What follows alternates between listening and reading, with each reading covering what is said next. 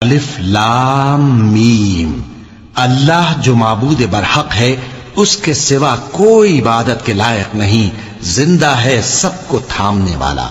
اس نے اے نبی تم پر سچی کتاب نازل کی جو پہلی آسمانی کتابوں کی تصدیق کرتی ہے، اور اسی نے تورات اور انجیل نازل کی تھی۔ یہ دو کتابیں اس نے پہلے نازل کی تھیں لوگوں کی ہدایت کے لیے، اور پھر قرآن جو حق اور باطل کو الگ الگ کر دینے والا ہے نازل کیا۔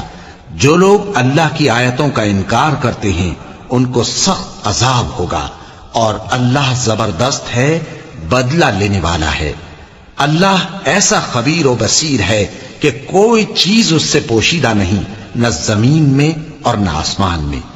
وہی تو ہے جو ماں کے پیٹ میں جیسی چاہتا ہے تمہاری صورتیں بناتا ہے، اس غالب حکمت والے کے سوا کوئی عبادت کے لائق نہیں۔